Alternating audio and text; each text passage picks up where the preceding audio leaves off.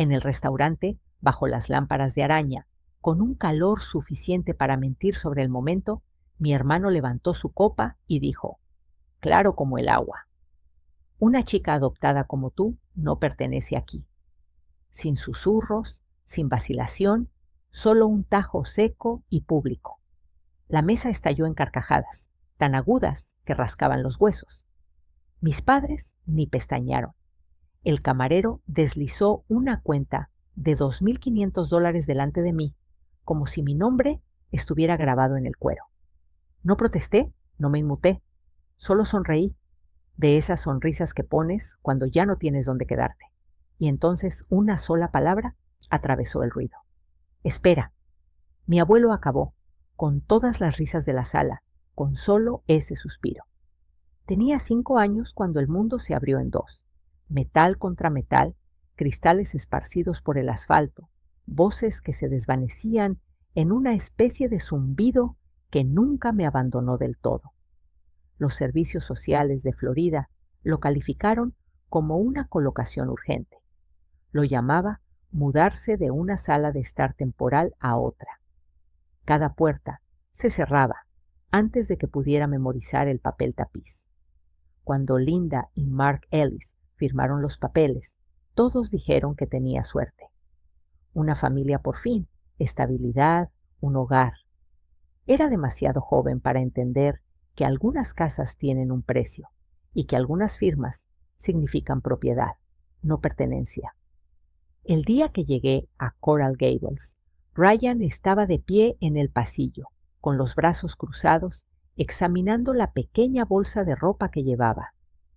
—¿Eso es todo? —preguntó, dándole un golpecito con el zapato. ¿Puede cambiarla por algo mejor? Linda se rió como si no tuviera importancia. Ya veremos qué podemos hacer. Pero solo regresó con camisas que a Ryan ya no le quedaban y un par de zapatos desgastados. Úsalos hasta que aclaremos las cosas, dijo, alejándose ya. Usar hasta se convirtió en la rutina de mi infancia. Chloe apenas levantó la vista de su tableta. Mamá dijo que los hijos son como préstamos, le dijo a Ryan, como si yo no estuviera a 1 metro de distancia. Él asintió, satisfecho con la explicación. Sus habitaciones estaban cubiertas de pósteres nuevos, ropa de cama nueva, aparatos nuevos. La mía tenía una cómoda individual que olía ligeramente al perfume de otra persona, y un colchón más blando en el medio, donde otro niño había dormido antes que yo. En la primaria aprendí a medir mi valor por mi ausencia. Las excursiones de Ryan eran demasiado caras para los 3 niños. Chloe recibió trajes hechos a medida para el recital. Yo recibí una caja de plástico con ropa de segunda mano que venía de vecinos, no de familia. Mis boletines de calificaciones perfectas estaban prendidos en el lateral de la nevera, la parte que daba a la pared, mientras que los trofeos de fútbol de Ryan ocupaban un estante entero.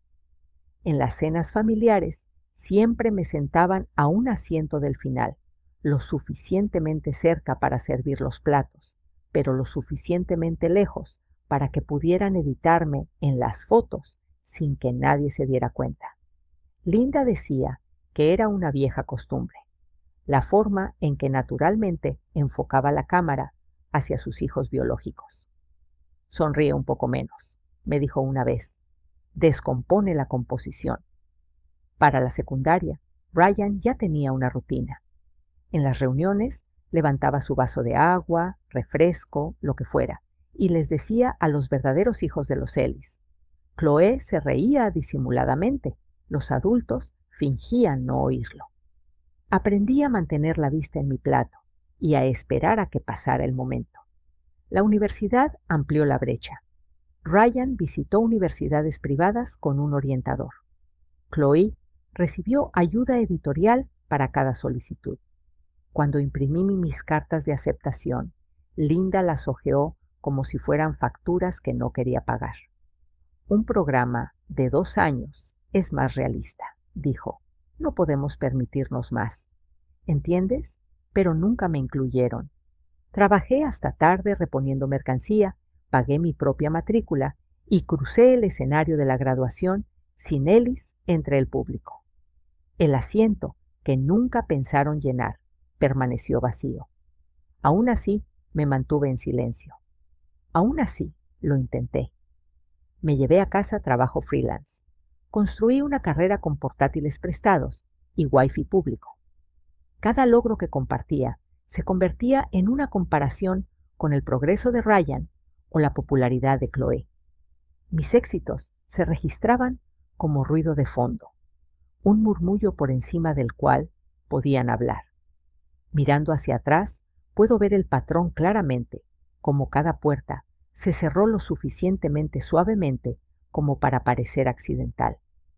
Pero la noche en el restaurante, cuando la risa se elevó por encima de las palabras de mi hermano, sentí que el viejo patrón cambiaba. Por primera vez, no se hundió, se resquebrajó. Sucedió unas semanas antes de la cena, en silencio, casi cortésmente, como suele hacer Eraser. Estaba en la sala, con una copia impresa de mi último contrato, una cifra que me había costado años ganar, 50,000, más de lo que cualquiera de ellos sabía que era capaz de conseguir.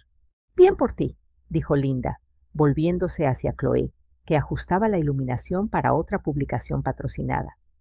Cariño, inclina la barbilla. Eso es. Hermosa. La noticia se escapó de la habitación como vapor. Nadie se dio cuenta. Vete. Más tarde esa noche pasé por el pasillo. Llamaban a la galería familiar marcos perfectamente ordenados que abarcaban cumpleaños, recitales, graduaciones. Ryan con su toga y birrete. Chloe cortando la cinta en su recital de danza. Mark y Linda sosteniéndolas, con velas encendidas detrás. Busqué con la mirada, aunque sabía que no debía, ni una sola fotografía. 22 años, y no estaba en un momento capturado. En la cena, el domingo siguiente, el desequilibrio se agudizó. Lo intenté de nuevo. Tono ligero, una leve sonrisa, mencionando a un posible cliente a largo plazo. Mark asintió y luego le preguntó a Ryan sobre su rutina de ejercicios. Cuando volví a abrir la boca, Chloe levantó su teléfono y lo inclinó para recortarme del encuadre. Un movimiento practicado, casi elegante. No era la primera exclusión, solo la primera que no dolió. El entumecimiento tiene una temperatura diferente, más silenciosa, más pesada. Me quedé allí sentada, sintiendo cómo el espacio a mi alrededor se encogía hasta convertirme en un contorno que nadie se molestó en llenar. Así que, en el restaurante, cuando Ryan dijo lo que dijo, lo que me sorprendió no fue el insulto. Fue lo familiar que me pareció, como una frase que había estado ensayando sin pronunciarla jamás. Por eso sonreí, no por fuerza, sino por reconocimiento. Conduje a casa desde el restaurante sin encender la radio. La noche fuera de Miami era cálida, pero el silencio dentro del coche se mantenía frío, constante, casi deliberado. Para cuando llegué a mi edificio, la humillación se había transformado en algo más plano. No era rabia, no era dolor, solo claridad, tenue y aguda, lo suficientemente cortante como para herir sin sangrar. No encendí las luces al entrar. La oscuridad me facilitaba la respiración. Dejé mi bolso, me quité los zapatos y caminé directamente hacia el pequeño escritorio junto a la ventana. La ciudad brillaba más allá de cada luz, un recordatorio de que la vida seguía su curso incluso cuando las familias no lo hacían. Abrí mi portátil, sin gestos dramáticos, sin teclear con rabia, solo una secuencia constante de clics. Bandeja de entrada, archivo, carpetas antiguas, archivos etiquetados con cosas como extractos, pagos, registros, documentos que solía hojear, creyendo todo lo que la familia Ellis me decía sobre los gastos del hogar. Las había guardado principalmente por costumbre, escaneando y almacenando cada sobre que me devolvían. Durante años pensé que estaba siendo responsable. Esa noche me di cuenta de que había estado recopilando pruebas. Saqué la primera pila y la puse sobre el escritorio. Retiros, transferencias, cantidades que no coincidían con las historias que me habían contado. Creé una hoja de cálculo con códigos de color por década, una línea por cada año desde que llegué a la casa de los Ellis, una columna para quienes se beneficiaron, otra para lo que se llevaron. Cada fila se fue llenando poco a poco. Matrícula para la escuela privada de Ryan, las actividades extracurriculares de Chloe, las reformas en la casa de los Coral Gables. El fideicomiso que mis padres biológicos dejaron había sido tratado como una fuente que existía para regar el jardín de los Ellis. No reaccioné, no me tensé. Mis dedos se movían sobre las teclas, como si ya supieran a dónde llegaba todo esto. En algún punto, entre la línea 50 y la 60, la frialdad se instaló más profundamente. Una calma que no se parecía en nada a una derrota, sino más bien a una llegada. Alrededor de la medianoche imprimí los documentos. La impresora doméstica barata imprimió cada página con un zumbido mecánico, de esos que resonaban en las habitaciones donde la gente vivía sola. Coloqué las hojas sobre la mesa una a una, alineándolas en orden cronológico hasta que las últimas 2 décadas se extendieron sobre la madera como una línea de tiempo de futuros prestados. Al final de la fila, coloqué el último objeto que conservaba de mi primera infancia, una pequeña foto mía a los 6 años, de pie frente a una casa de acogida, cuyo nombre apenas recordaba. Mis manos colgaban rígidas a los costados. Mi rostro reflejaba incertidumbre, como si esperara a ver si alguien me llamaba para entrar. Dejé la foto, no para lamentarla, sino para marcar el comienzo del patrón. Un suave golpe me sacó de la mesa. 3 golpecitos lentos. Harold. No esperó a que abriera la puerta del todo. Entró, echó un vistazo a los papeles y exhaló como quien exhala cuando una verdad guardada en secreto por fin se revela. «Lo sabía», dijo. Su voz no sonaba arrepentida, solo sincera. No tenía pruebas, pero lo sabía. No dije nada. El silencio siempre había sido mi lenguaje más seguro. Se acercó a la mesa, se ajustó las gafas, estudiando el patrón con la precisión de un hombre de negocios. Usaron hasta el último centavo que pidió. «Casi», dije. «No a mí». Asintió lentamente, como confirmando la respuesta a una pregunta que se había hecho durante años. «No estamos luchando contra ellos», dijo. «Estamos corrigiendo la verdad». No me preguntó si estaba lista. Simplemente se sentó frente a mí y comenzó a esbozar lo que se convertiría en nuestro plan, transformando cada documento en parte de un expediente, cada laguna en una pista. Enumeró a los profesionales que necesitaríamos: un perito contable, un administrador fiduciario, un asesor legal, personas que trabajaban con sistemas, no con emociones. Mientras hablaba, reuní los papeles en pilas ordenadas y los coloqué en sobres etiquetados año por año, pérdida por pérdida, hecho por hecho. Cuando finalmente hizo una pausa, la habitación se sentía diferente. Menos como la casa de alguien ignorada y más como la sala de guerra de alguien preparándose para reclamar lo que siempre había sido suyo. Harold miró hacia la puerta, hacia la oscuridad detrás de mí. «No les debes enojo», dijo. «Solo la verdad», asentí de nuevo. Después de que se fue, continué sola. Abrí el chat grupal familiar. Revisé años de mensajes donde mis palabras flotaban sin respuesta. Nacimiento. Invitaciones de cumpleaños en las que me habían olvidado. Fotos de las que me habían recortado. Luego pulsé salir del grupo. Sin aviso, sin explicación. Después busqué la lista de pagos automáticos vinculados a mi cuenta. Suscripciones, contribuciones a los servicios públicos que Linda me había indicado que gestionara para la casa, incluso después de mudarme. Los eliminé todos. Clic, clic, clic. Cada cancelación envió una silenciosa pulsación de final por todo el apartamento. Al amanecer, el apartamento seguía oscuro, pero la atmósfera había cambiado. Eché un último vistazo a la línea de tiempo sobre la mesa, la historia que habían escrito con mi herencia, y luego lo reuní todo en una carpeta. Cada página se deslizaba en su lugar con un suave y firme sonido. Antes de cerrarla, añadí la foto de mi infancia al bolsillo delantero, no como un recordatorio de la pérdida, sino como la primera página de pruebas.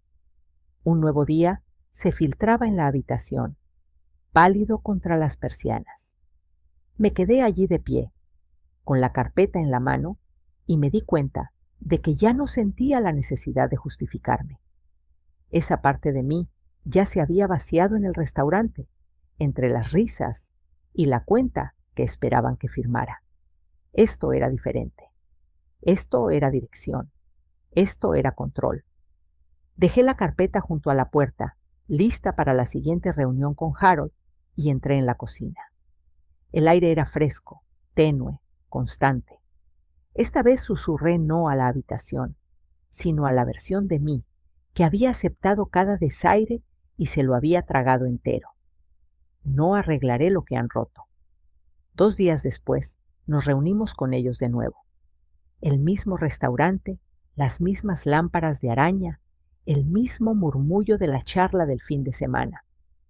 Ryan había elegido el lugar para celebrar un pequeño ascenso, algo lo suficientemente ruidoso como para recuperar la compostura.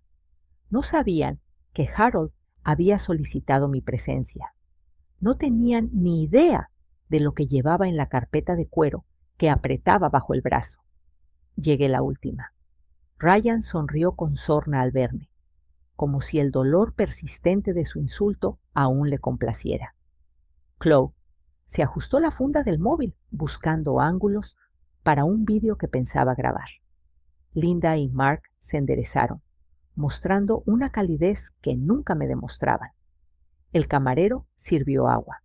Los cubiertos tintinearon. Nada en el momento les había advertido. Harold esperó a que colocaran los platos. Luego empujó su silla hacia atrás lentamente y el roce de la madera contra las baldosas tensó el aire. Antes de que pidan, dijo, «Tenemos que hablar de algo». Ryan puso los ojos en blanco. «Abuelo, ¿puede esperar esto?» «No», dijo Harold, «no puede». Dejó la carpeta de cuero sobre la mesa. El simple sonido al caer bastó para interrumpir algunas conversaciones cercanas. La sonrisa de Mark se desvaneció. «Papá, ¿qué es eso?» «22 años», dijo Harold. «Documentado, verificado». Abrió la carpeta y sacó una pila de papeles. Los resultados de la auditoría, los estados de cuenta del fideicomiso, la cronología que había elaborado. Parecía algo común sobre la mesa, incluso inofensivo. Pero el efecto fue inmediato. Los dedos de Linda temblaron antes incluso de tocarlos. «Hablé con el administrador del fideicomiso esta mañana», continuó Harold. «Cada retiro fue rastreado, cada pago contabilizado. Ni un solo dólar se usó para el niño. Estaba destinado a protegerlo». Ryan resopló. «Oh, vamos, ese fideicomiso era prácticamente dinero familiar». Harold lo miró como si lo viera claramente por primera vez. «¿Dinero familiar no significa dinero robado?» Chloe comenzó a grabar en silencio, inclinando el teléfono hacia abajo. Harold se dio cuenta, pero no la detuvo.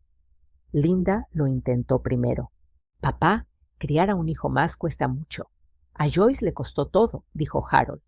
«Su educación, su futuro, su lugar en esta familia». La mesa quedó en silencio. Luego volvió a buscar en la carpeta y sacó un solo documento, papel grueso, firmas selladas en relieve, aún frescas. Lo colocó en el centro. «Este», dijo, «es mi testamento revisado». Ryan se quedó helado. El teléfono de Chloe cayó unos centímetros. La servilleta de Mark se le resbaló de la mano. Harold tocó la página suavemente. Toda mi herencia pasa a Joyce. De inmediato, el ruido del restaurante se atenuó, como si alguien hubiera corrido las cortinas alrededor de la mesa. Ryan se inclinó hacia adelante, palideciendo rápidamente. «Estás bromeando. No puedes simplemente darle todo a ella, ni siquiera». Se contuvo, pero la palabra ya se había formado. Harold no se inmutó. Termina la frase. Ryan no lo hizo. Se recostó, con el pecho agitado y la mandíbula tensa. Linda extendió la mano con voz débil. «Papá, por favor, piensa en la imagen pública. Piensa en lo que dirá la gente. Estoy pensando en lo que hiciste», dijo Harold, y en lo que ella sufrió. Dejó el teléfono sobre la mesa, pulsó un botón y habló con voz firme. «Llamada de contactos. Oficina del fideicomiso». Una voz nítida respondió en segundos. Harold no apartó la vista de ellos. «Confirma la enmienda presentada esta mañana», dijo. «Sí, señor Bennett. Transferencia total a la beneficiaria Joyce Ellis. Irrevocable». La llamada terminó. La decisión se mantuvo. Chloe bajó el teléfono. Por primera vez en toda la noche no estaba actuando. Harold se volvió hacia mí y luego, con voz suave y firme, dijo: «No tienes que aceptar nada de ellos nunca más». No dije nada. No había nada que añadir. La verdad ya era más fuerte que cualquier argumento. Al otro lado de la mesa, su silencio ya no se sentía como poder. Se sentía como una consecuencia. La mañana después de que se finalizara el testamento, Miami se sentía diferente. Más tranquila, de alguna manera. Como si la ciudad se hubiera apartado y me hubiera dejado respirar por primera vez. Caminé por la orilla de la bahía, con el agua subiendo y bajando en ritmos lentos y pacientes. Nada dramático, solo espacio. Un tipo de espacio que nunca me habían ofrecido dentro de la casa de los Ellis. No pensé en el dinero, ni en los titulares, ni en el silencio atónito que siguió al anuncio de Harold. Lo que se quedó conmigo fue una imagen más suave. La forma en que colocó su mano sobre la mía cuando la reunión terminó, firme y segura, como si me anclara a una vida que nunca me habían permitido reclamar. Durante días mantuve mi rutina sencilla.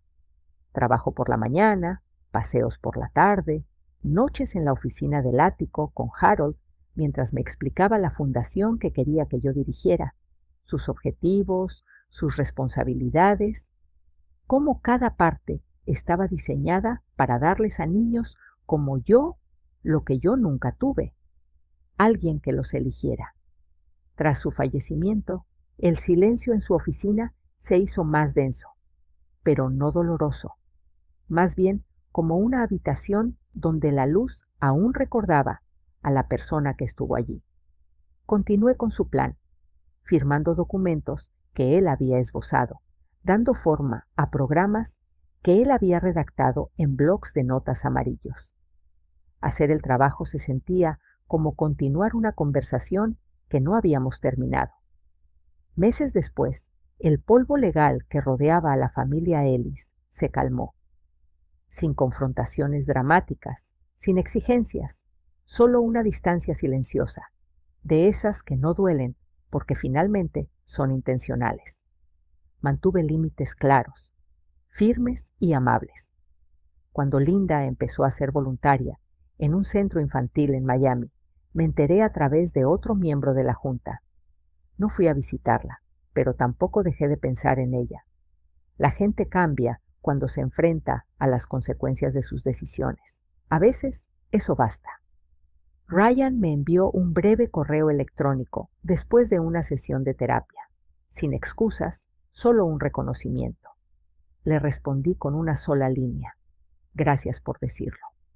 No hacía falta nada más.